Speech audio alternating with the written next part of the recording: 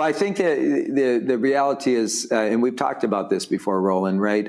I believe that what Donald Trump is doing right now is he's creating opportunities for the Democratic Party to actually expand our coalition, to have conversations with voters who've left us many years ago, right, and have been voting for Republicans for years now. The reality is, though, is he's creating opportunities for us to have the conversation, and we need to have the conversation. It's not just about delivering and helping them. It's actually about developing relationships with voters. And the flip side is true as well, and we've talked about this, which is, the Democratic Party has made huge mistakes in how we approach communities of color. We usually show up 3 months before an election, and it's all about mobilization and turnout instead of persuasion and building a conversation around shared values. And actually, we just make assumptions that people who have been with us will always be with us, and people who are opposed to us are never going to be for us.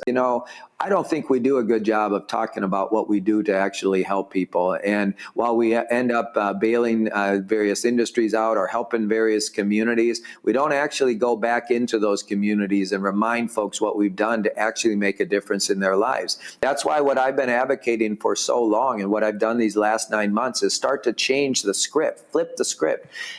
We need to be out there organizing year-round, having conversations with voters that start around their hopes and dreams and eventually around shared values, never talking about elections or candidates, never talking about party, but really starting to build relationships with voters throughout this country again. And that starts right now by having organizers on the ground. The Democratic National Committee, of all the committees here in Washington, D.C., we're the only ones that actually are organizing right now, that are doing direct voter contact, that are engaged in conversations with voters, and frankly, taking advantage of the opportunities that Donald Trump's helping to create with farmers and rural voters, with Latino voters right now, with communities of color that are being targeted by this administration, with people who are being kicked off of their health insurance, people that are being deprived of food assistance, right? These are all opportunities for the Democratic Party if we take advantage of it and start actually having the right conversation.